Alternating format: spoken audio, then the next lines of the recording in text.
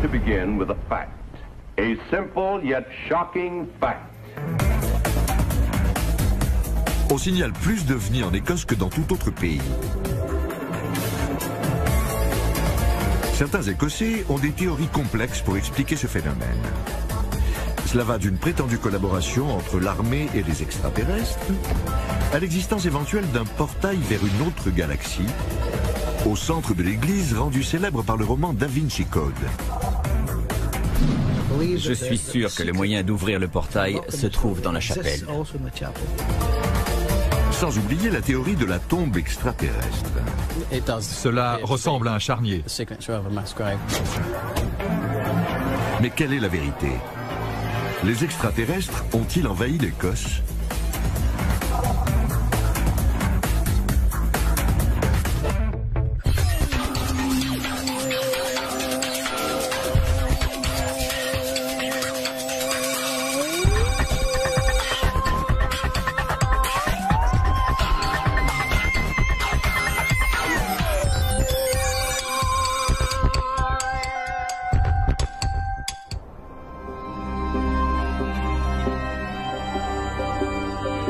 L'Écosse est associée depuis longtemps avec l'étrange et le paranormal.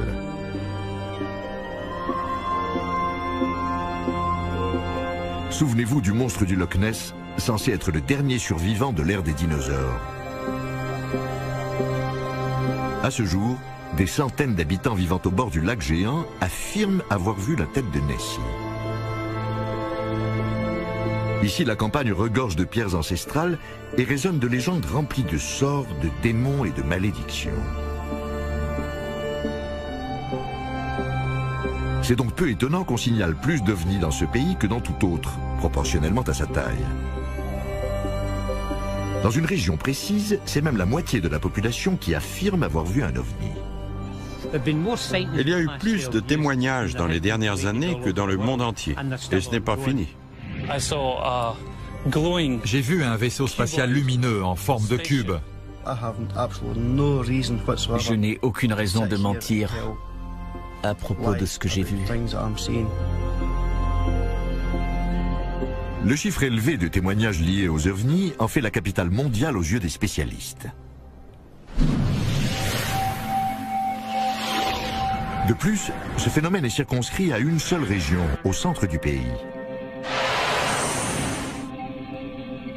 La plupart des témoignages viennent d'un secteur compris entre Falkirk au nord, Glasgow à l'ouest et Édimbourg à l'est. Il est surnommé le Triangle de Falkirk. C'est un secteur de 1300 km de collines et de champs où les nuits sont longues et noires. Le chômage y est élevé et les ovnis y sont légion.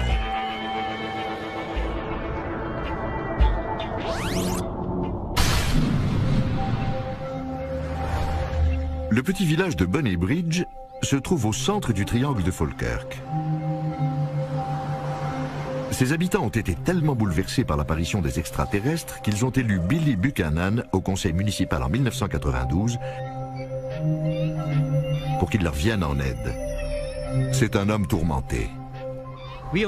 Sur les 124 000 personnes que compte cette région, nous pensons que plus de 60 000 ont vu un ovni depuis 1992.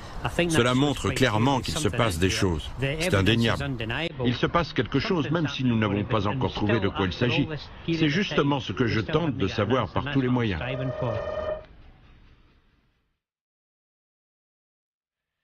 Il y avait beaucoup moins d'ovnis dans le triangle de Falkirk avant un matin d'octobre 1992, jour de la parution d'un article dans le journal local. C'était le premier d'une longue série. Depuis, de plus en plus de gens ont dit avoir vu des ovnis. Des petits hommes verts. J'en ai vu au moins 2. Un serpent qui ondulait dans le ciel. Ouais, des espèces de vagues. Ça a fait pouf, comme ça. Un cercle enflammé dans le ciel. Il y a des ovnis dans le coin. Que se passe-t-il exactement par ici? Tous ces gens ont-ils eu des hallucinations? Ou y a-t-il réellement des phénomènes étranges au-dessus du triangle de Falkirk? Ce sont les questions auxquelles ont tenté de répondre les habitants en quête de vérité.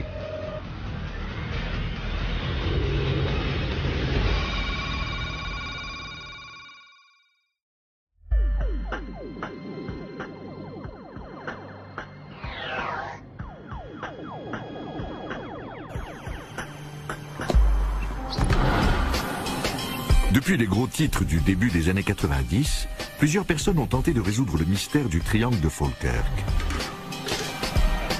Un homme est même devenu une célébrité locale grâce à sa collection d'archives vidéo. Pas moins de 16 heures d'images d'OVNI selon lui. Voici Craig Malcolm.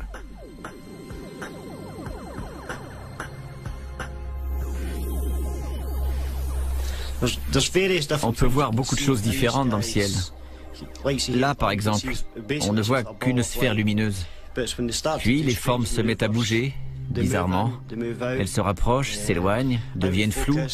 C'est très troublant. Cet objet a une forme spécifique. On dirait qu'il est entouré de lumière. Ça apparaît brusquement, comme si quelqu'un allumait la lumière. On est tranquille, chez soi le soir, et on les voit parcourir le ciel. Craig organise des réunions avec des amis passionnés. Il passe des nuits entières à essayer de filmer des ovnis. À une époque, on scrutait le ciel tous les soirs.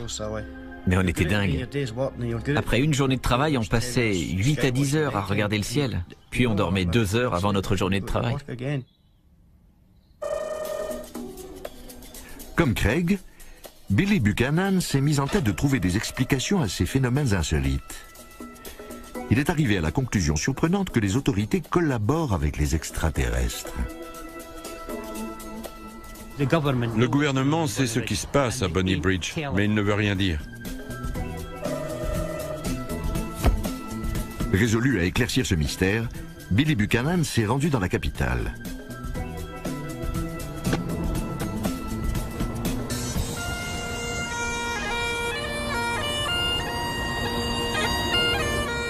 Grâce à ses revendications, il a attiré l'attention sur le triangle de Falkirk et fait entendre la complainte des habitants de Bonny Bridge à toute la Grande-Bretagne. Bon d'accord, ça suffit maintenant. De son côté, le gouvernement avait une arme secrète pour répliquer aux revendications de M. Buchanan. Nick Pope a passé 10 ans à examiner rapports et témoignages, puis à les réfuter. Sa confrontation avec Billy Buchanan a été violente. On a délibérément tenté de me faire taire, mais il n'en est pas question. Je me tairai quand je serai mort. Billy Buchanan a été arrêté dans son élan par Nick Pope et la division spéciale dont il s'occupe pour enquêter sur cette affaire. Je n'ai pas de temps à perdre avec les théoriciens du complot qui affirment que le gouvernement couvre les affaires d'OVNI. J'ai participé à une enquête interne sur les OVNI et rien ne portait à croire que l'on veut dissimuler quoi que ce soit au public. Après cette dispute, Buchanan a affirmé que Nick Pope agissait en fonction d'intérêts inavoués. Le travail de Nick Pope est de désinformer la population. Ce n'est pas un agent de la vérité et de la justice. C'est un complice du gouvernement qui est là pour dissimuler les faits réels. La controverse entre Billy Buchanan et Nick Pope a rapidement piqué la curiosité d'autres personnes cherchant à en savoir plus sur les allégations liées aux ovnis. L'affaire a fait tellement de bruit à Bonny Bridge que la population locale a demandé l'ouverture d'une enquête publique. Malcolm Robinson a passé beaucoup de temps à interroger des gens et à réunir des éléments. Il a trouvé des explications parfaitement rationnelles pour la plupart des phénomènes observés. Il s'agissait d'étoiles filantes, de planètes et de vols commerciaux. Il y a des solutions naturelles et identifiables pour 95% des témoignages liés aux ovnis. Cela laisse donc seulement 5% de phénomènes troubles et mystérieux qu'il faut essayer d'élucider.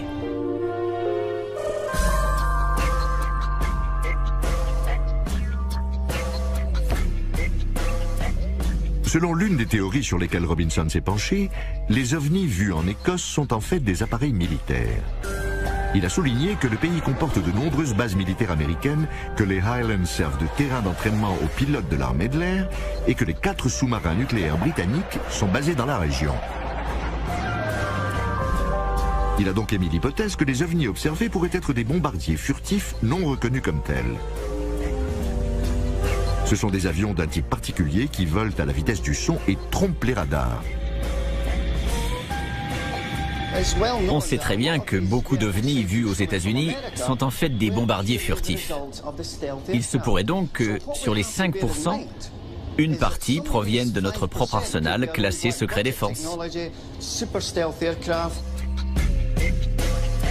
En fait, il n'y a aucune preuve de la présence de bombardiers furtifs en Écosse. Robinson ajoute même que certains des objets observés ne ressemblent pas du tout à des avions. Il s'agissait d'ovnis volant à basse altitude, si près du sol qu'on aurait pu leur jeter des pierres dessus. Robinson ne voit qu'une seule explication possible. Certains des objets non identifiés étaient des vaisseaux spatiaux extraterrestres.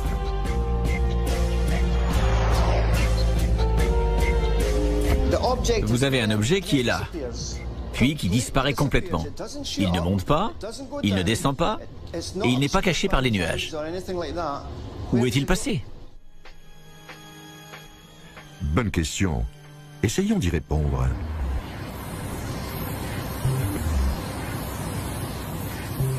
D'autres personnes sont convaincues que la recrudescence d'ovnis en Écosse est liée à l'armée. C'est le cas de Walter Andrew Hennessy. Il soutient une thèse incroyable. Les militaires seraient présents en plus grand nombre sur le territoire écossais qu'on ne peut l'imaginer et auraient passé un pacte inavouable avec les extraterrestres. Tout cela se déroulerait dans un réseau de cavernes et de tunnels situés sous les pieds même des habitants.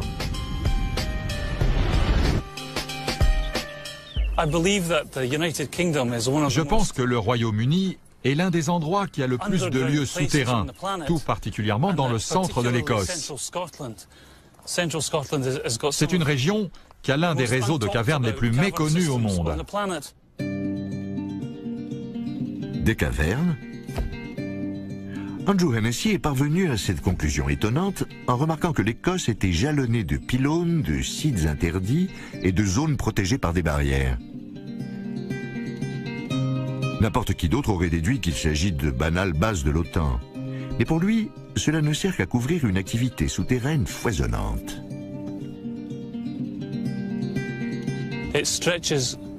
Cela s'étend jusqu'à Dunfermline pendant des kilomètres et des kilomètres. Au-dessus des transmetteurs, des pylônes et des paraboles du centre de contrôle militaire, j'ai vu un vaisseau spatial lumineux en forme de cube avec plein de lumière bleue. Andrew dit qu'il a découvert l'entrée d'un tunnel sur cette colline, près de Bonny Bridge.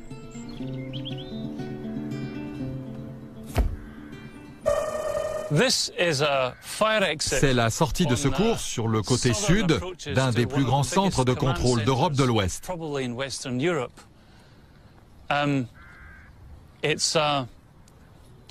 C'est la sortie de secours de la base souterraine. Si vous vous demandez ce que les extraterrestres complotent avec l'armée, c'est tout simple. Andrew dit que les envahisseurs vivent dans un empire grand comme une galaxie et s'approvisionnent sur Terre. Ils ont un empire immense. Ils ont mis au point un système de portails dont l'un se trouve dans le West Lothian près de Bonny Bridge.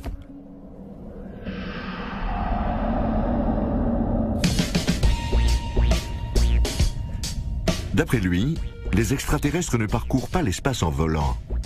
Ils préfèrent utiliser des portails entre leur galaxie et la nôtre, qu'ils ont disséminés dans des lieux importants sur le globe. Comme par hasard, l'un d'eux se trouve près de chez lui. Certains disent qu'ils voyagent dans le temps, qu'ils traversent des portails interdimensionnels pour faire l'aller-retour avec la Terre. Cela semble assez peu plausible comme hypothèse, mais si jamais elle venait à se vérifier, cela expliquerait pourquoi les ovnis semblent revenir aux mêmes endroits. S'il y a un portail en Écosse, où est-il? Réfléchissons-y un moment en regardant la carte du triangle de Falkirk. Voici les endroits où les ovnis ont été aperçus. Ils semblent éparpillés sur une surface de 1300 km et certains points sont situés près de bases militaires. Mais il y a un autre endroit où les témoignages ont afflué, à 64 km de Bonny Bridge.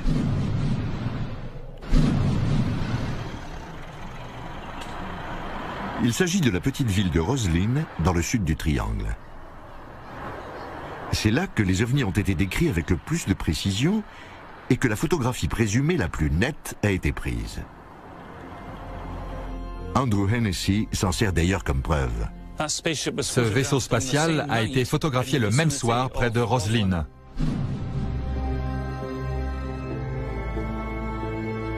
À première vue, Roslyn est une petite ville anodine. Pourtant, elle abrite un lieu hors du commun, la chapelle.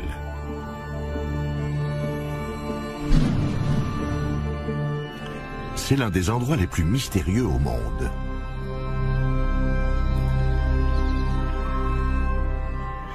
Jim Monroe est un historien local. Roslyn a toujours été un lieu sacré. C'est l'un des sites les plus sacrés en Grande-Bretagne, sinon au monde. Nous avons fait des recherches qui nous ont menés en l'an 700, une époque où il y avait certainement des druides. C'est aussi l'épicentre d'une des théories du complot les plus étranges. Voilà les faits dont nous disposons. La chapelle a été bâtie en 1446 par William Sinclair. On dit qu'il faisait partie des Templiers, un ordre chrétien très riche et très puissant qui a fini par être excommunié par le pape. Quel rabat-joie! Depuis, on a murmuré que les Templiers avaient trouvé le secret de la vie éternelle. Plutôt farfelu, non? Mais pas autant que la théorie qui a conféré à Roslyn sa célébrité récente. Dans Da Vinci Code, Dan Brown écrit que c'est dans la chapelle de Roslyn que les Templiers ont enterré le Graal. Leur raison? Ils ont découvert le secret le plus inavouable du Vatican, le christianisme est une supercherie. Lynn Pecknett est une auteure qui a également écrit sur Roslyn. Le public cherche à croire en quelque chose. Da Vinci Code est un roman policier palpitant qui a attiré l'attention des lecteurs. Il leur a dit « Attention, on nous a dissimulé la vérité pendant 2000 ans sur la nature d'un phénomène primordial, le christianisme. Tout d'un coup, on découvre que tout est faux. »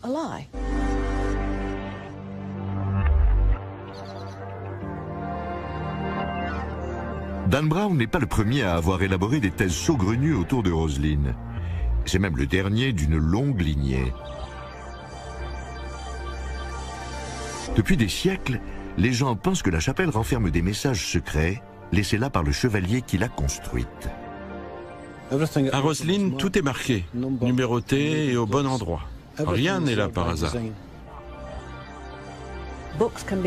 On peut interdire des livres ou les brûler, mais ce livre-là est en pierre. Il sera toujours là. Personne ne semble savoir ce qu'il nous dit. Il y a des millions de théories à ce sujet, presque autant que la chapelle a de visiteurs. Apparemment, Sinclair était porteur d'un message. En revanche, nul ne sait d'où il tirait ses connaissances. C'est déjà bien assez mystérieux, mais cela le devient encore plus quand on relie tout cela aux ovnis que les gens affirment avoir vus. L'ufologue écossais Ron Halliday s'est penché sur la plupart des cas. La chapelle de Roslyn a toujours été considérée comme un lieu mystique. C'est vrai qu'on a aussi souvent vu des ovnis dans la région depuis des années. Des objets triangulaires ou circulaires dans le ciel ou sur le sol. En plus, certaines personnes disent avoir vu des êtres extraterrestres.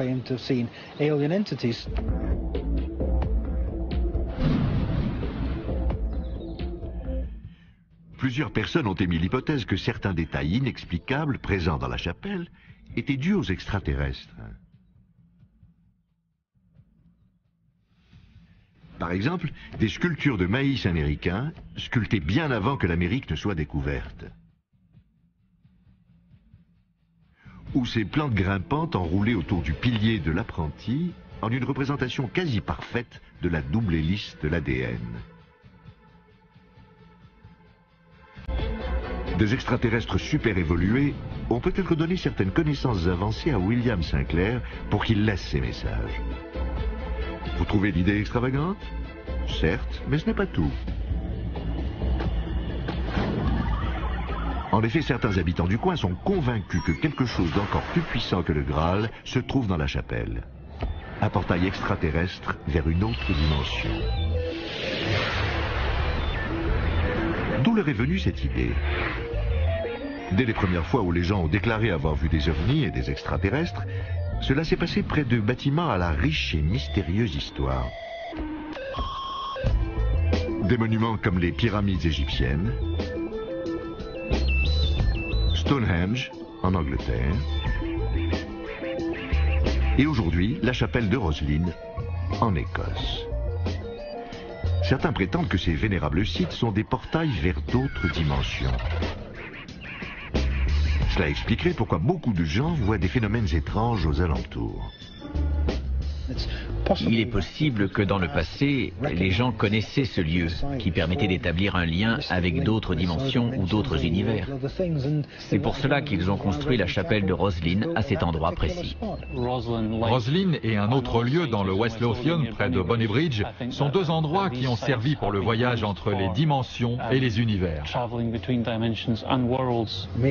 Cela explique peut-être pourquoi les gens voient souvent des ovnis qui disparaissent d'un instant à l'autre.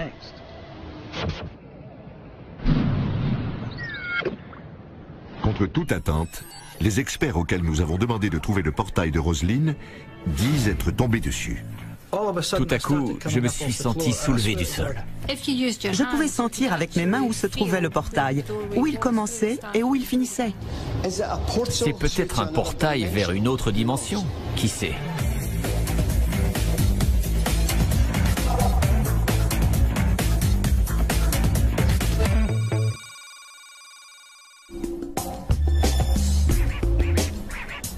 Y a-t-il un portail extraterrestre à Roslin?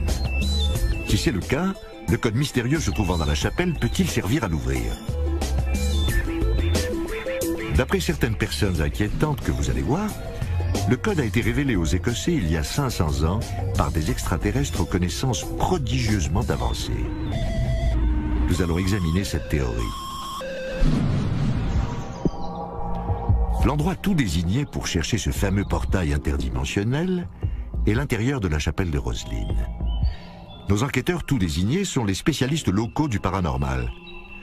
Brian Allen et les médiums Anne-Marie Snedden et Jim Lockhead. Eux-mêmes sortent un peu de la normale, il faut dire. Mais qui d'autre appelé pour localiser un portail galactique? Nous les avons laissés 3 heures à Roslin pour voir s'ils pouvaient rencontrer des phénomènes étranges. Ils ont fouillé les coins et les recoins du village et ont trouvé leur comptant de faits inquiétants.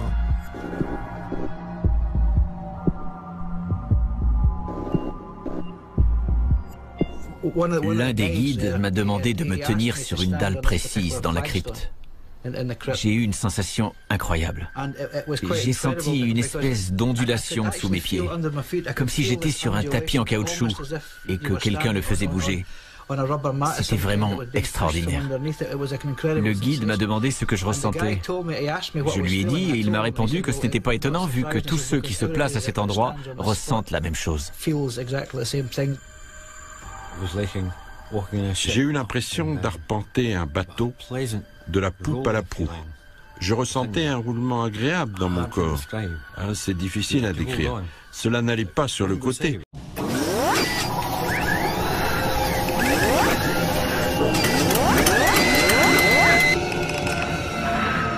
Seulement vers l'avant et verticalement. Tout d'un coup, j'ai commencé à décoller du sol. Je vous le jure. C'était comme si on me prenait par les talons et qu'on me poussait vers l'avant. Et j'ai trébuché. Brian Allen et ses amis sont tombés sur le portail, au sens propre. Je pouvais sentir avec mes mains où se trouvait le portail, où il commençait et où il finissait. C'était comme un grand tube. J'ai senti la porte sous mes doigts. Elle a bougé légèrement quand j'ai appuyé. Mais ce n'est pas tout. Non seulement ils ont détecté le portail, mais ils ont une théorie ingénieuse pour l'ouvrir. Ils disent que la réponse se trouve dans la chapelle. Je suis convaincu qu'il existe un portail dans la chapelle de Roslin. Et je suis sûr que le moyen de l'ouvrir se trouve aussi dans ce bâtiment. C'est au vu et au su de tous, mais il faut seulement pouvoir décoder les informations. Dans le plafond de l'aile sud-ouest de la chapelle se trouve une série de cubes arrangés en motifs étranges dont la signification a toujours échappé aux visiteurs. Cependant, Brian Allen dit en avoir percé le secret. C'est grâce à ces cubes que l'on peut ouvrir le portail. Je pense que la clé réside dans ces cubes. Leurs faces sont ornées de motifs parfois différents, parfois répétés, parfois uniques, qui composent une partition musicale. Je pense qu'on peut la lire en utilisant ce qu'on appelle les figures de Chladni.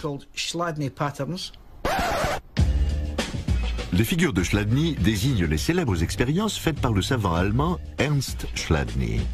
C'est l'une des premières méthodes d'observation des ondes sonores dont nous ayons la trace. Nous avons demandé au professeur d'acoustique de l'Université d'Édimbourg de nous aider à éprouver cette théorie.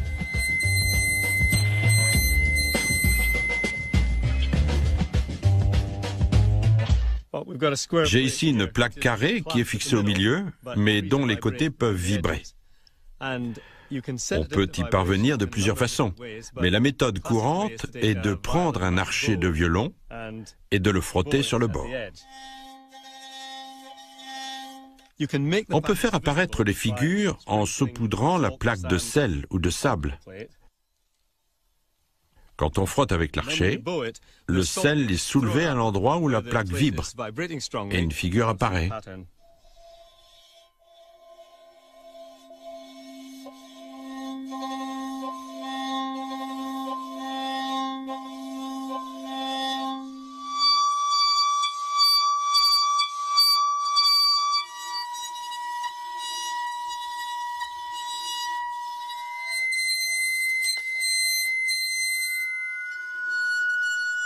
Professeur, est-il possible que Brian Allen ait raison?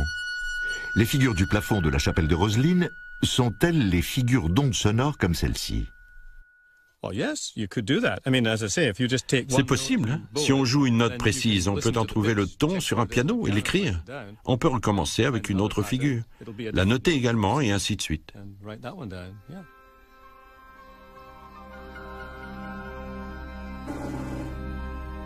Brian Allen pense que les figures présentes sur les faces des cubes représentent des séries de notes.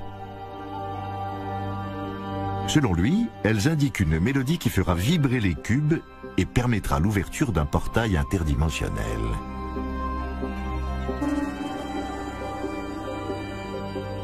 Je ne dis rien de neuf en affirmant qu'il s'agit d'une partition musicale. Je ne dis pas que j'ai découvert cela puisque c'est connu depuis des années.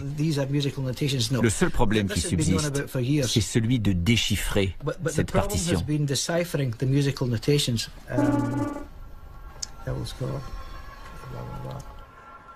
Selon les médiums, le portail s'ouvrira si l'on joue les notes qui figurent sur les cubes de pierre.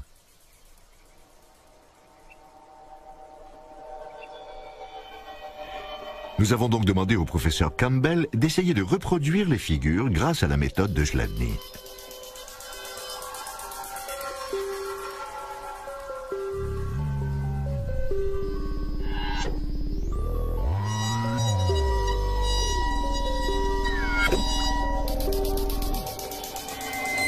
Il a essayé différentes substances sur sa plaque et avec plusieurs parties de son archet, 3 heures durant.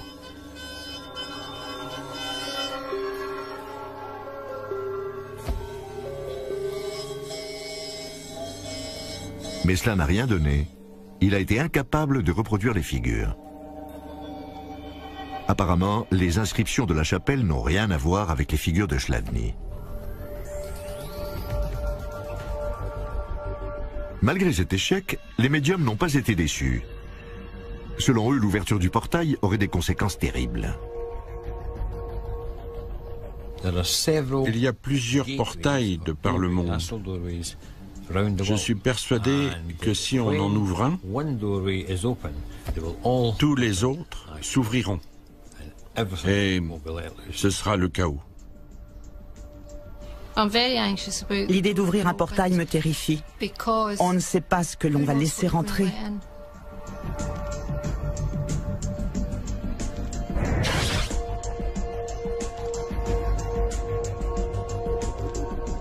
Malgré tout, il peut exister un portail ou un code.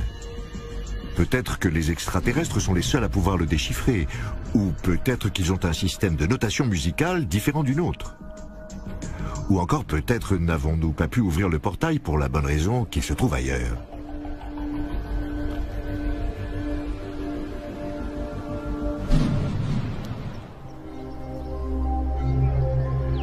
Où peut-il se trouver ? Tous les ovnis ont été vus à l'extérieur de la chapelle. Nous avons regardé à quels endroits les témoignages ont été les plus convaincants et nous avons cherché un portail. Des ovnis ont été signalés un peu partout dans cette région. On trouve pourtant un regroupement près d'un champ bien particulier, à 2 pas du parking de la chapelle. C'est ici qu'un ami d'Andrew Hennessy a pris l'un des clichés les plus nets de tout le triangle de Falkirk. C'est aussi ici qu'une personne a raconté à Malcolm Robinson qu'il avait vu un phénomène étonnant. Un homme m'a dit qu'un soir, après avoir visité la chapelle de Roslyn, il avait vu 2 colonnes de lumière descendre du ciel, juste devant lui. Il n'en revenait pas. Il ne savait pas ce que c'était, mais ce n'était sûrement pas un avion. Il a vu que les colonnes de lumière venaient du ciel, mais il ne savait pas exactement d'où. Peut-être que l'archéologie peut réussir là où les médiums ont échoué. Nous allons creuser au plus profond de cet antre à ovnis. Nous avons recruté les services de 2 archéologues renommés, Malcolm Will et Roland Tulles, sans leur dire ce que nous cherchions. Nous allons nous pencher sur ce secteur. Vont-ils nous aider à trouver un portail galactique grâce à leur savoir et à leur matériel? Avec beaucoup de chance, peut-être que nous dégoterons le Graal à la place. Par où commencer quand on cherche un portail interdimensionnel? Même pour les esprits les plus inventifs, un portail est un concept plutôt abstrait. À quoi cela ressemble-t-il? De quelle matière est-ce fait? Roland Tulles commence par creuser un puits de reconnaissance, tandis que Malcolm Will utilise un détecteur de métaux. Rien. Toujours rien. Encore rien. Il passe donc au radar pénétrant, une technologie qui détecte les traces d'agitation plutôt que la matière physique. Si quelqu'un a creusé ici dans les 1000 dernières années, cet appareil signalera à quel emplacement il l'a fait.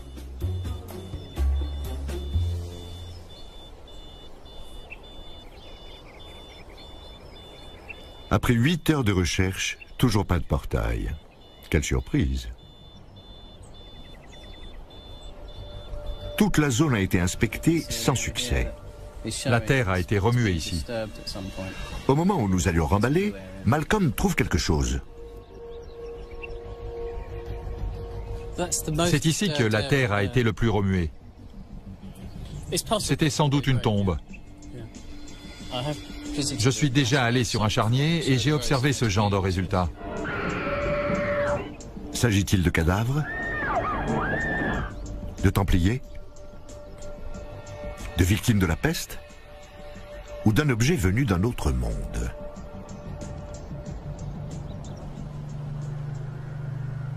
Vous ne serez pas étonné d'apprendre qu'on raconte qu'un objet extraterrestre s'est échoué non loin de Roslyn. Roslyn, c'est notre Roswell à nous. Et je suis convaincu qu'un ovni se trouve sous la ville. Les extraterrestres censés avoir appris leur technologie avancée à William Sinclair auraient atterri ici après un accident de vaisseau spatial. Selon la légende, le Graal se trouve ici. L'Arche d'Alliance est ici. Les évangiles perdus du Christ sont ici. La porte terrestre vers le paradis est ici. Et en théorie, il y a aussi des débris d'ovnis. Des débris d'ovnis. Des débris d'ovnis. Roslin ne serait pas le seul lieu présumé où un ovni s'est écrasé. Les ovnis enfouis sont un grand classique dans le milieu de l'ufologie. On a signalé des dizaines d'accidents d'ovnis partout, du Brésil à la Sibérie. Les endroits où des extraterrestres ont été vus sont aussi ceux où des ovnis sont censés s'être écrasés, même s'il y a eu peu de témoignages de ce type au Royaume-Uni. C'est en tout cas ce que dit Nick Pope. J'ai entendu une ou deux rumeurs affirmant qu'un ovni s'était écrasé dans ce pays. J'ai vite appris à n'écarter aucune hypothèse. La présence d'une carcasse de vaisseau spatial expliquerait peut-être le nombre d'ovnis que les gens ont vus. Les extraterrestres iraient à Roslin se recueillir sur les tombes des leurs.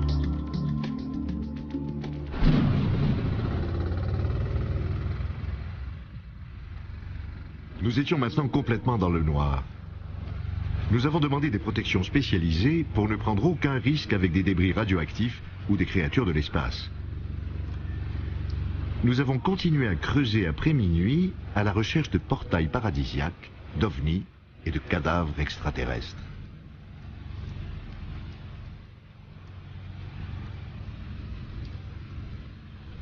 Qu'avons-nous trouvé? Rien du tout.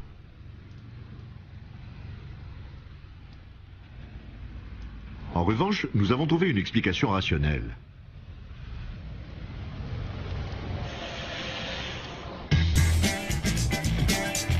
Nos recherches dans le champ près de la chapelle ont été une perte de temps et d'argent.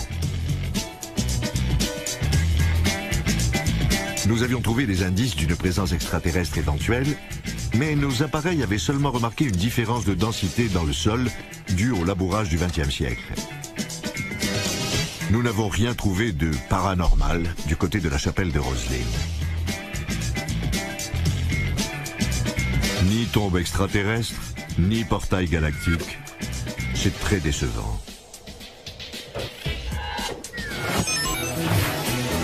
Cela nous porte à douter des autres phénomènes liés aux ovnis. Y avait-il vraiment matière à creuser? Les médiums n'ont pas su dire où se trouvait le portail. Les figures de Chladni n'ont rien donné. Qu'en est-il de tous ces gens qui jurent avoir vu des extraterrestres et des ovnis? Vous vous souvenez de Craig Malcolm, celui qui n'arrivait pas à s'endormir parce qu'il comptait les ovnis? Nous avons fait expertiser ces films par la police. On était à 172, passe au suivant. À 320, il devrait y avoir un éclair de ce côté. Oui, c'est ça. C'est sûr, c'est un avion qui traverse le ciel.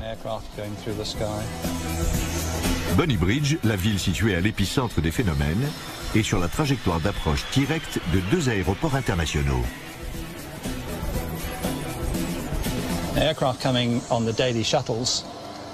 Les avions qui passent à heure régulière, le matin ou le soir, sont de belles cibles pour les gens qui sont sur les trajectoires d'approche. Les appareils mettent leurs phares d'atterrissage et volent moins vite, à basse altitude. 75% des objets peuvent certainement être identifiés comme des avions qui atterrissent à l'aéroport de Glasgow avec leur lumière allumée. Dans la plupart des cas, Craig Malcolm s'est trompé. Mais dans les 25 autres pourcents, si ce ne sont pas des avions, de quoi s'agit-il? Ce que nous avons découvert ensuite remet en question la théorie des ovnis en Écosse. Elle pourrait fort bien être un mélange de tours de passe-passe et de baliverne.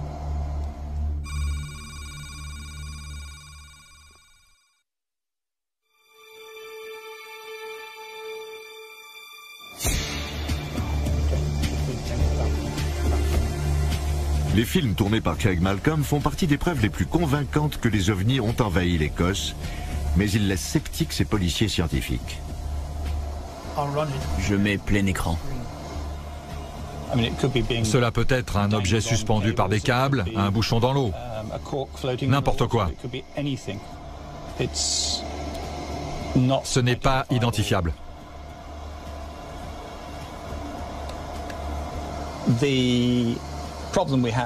Le problème, c'est qu'il n'y a ni date ni heure. Il n'y a rien autour qui nous fournisse une échelle de taille. On ne dirait pas que ça peut vraiment voler. On ne sait pas si c'est dans le ciel, dans l'eau ou sur le bord d'une fenêtre. Qu'est-ce que Craig Malcolm a filmé? L'intérieur de son protège-objectif? Cela peut aussi bien être un canular.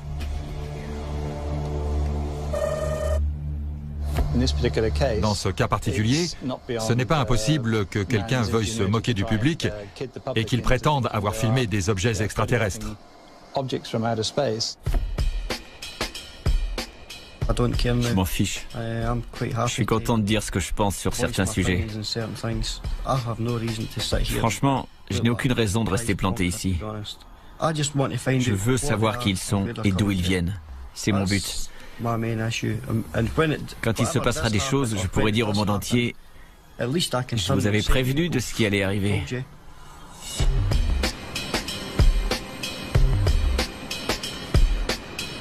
Nous pouvons écarter avec certitude l'idée que Craig Malcolm a filmé des vaisseaux spatiaux, mais il n'est pas le seul à prétendre l'avoir fait.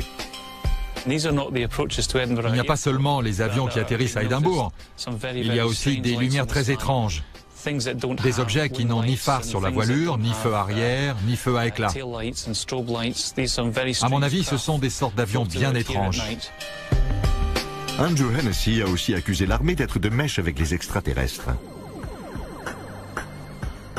Que penser de ces accusations sidérantes? Nous avons interrogé le bureau du cadastre à propos de cette mystérieuse colline grillagée qui, selon lui, serait l'entrée d'un vaste réseau extraterrestre de tunnels. Il s'agit en fait d'un réservoir souterrain. Pas de quoi y dénicher un complot planétaire, sauf si le département de l'eau est dans le coup, bien sûr.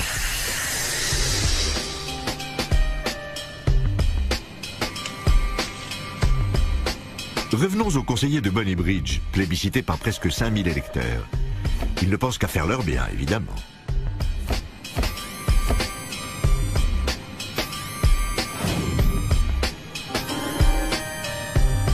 C'est sans doute pour cela qu'il veut jumeler la ville avec un autre nid à ovnis, Roswell, au Nouveau-Mexique. Il veut également ouvrir à Bonny Bridge un parc sur le thème. Pourquoi pas? En plusieurs années, Bonny Bridge a perdu 12 000 emplois à cause de la fermeture des industries lourdes. Si je peux me servir de l'engouement pour les ovnis pour ramener des emplois, je le ferai, même si on me critique pour cette initiative. Quel bilan tiré sur le triangle de Falkirk? En cherchant dans les archives, on voit que pratiquement aucun ovni n'avait été signalé en Écosse avant les 12 dernières années.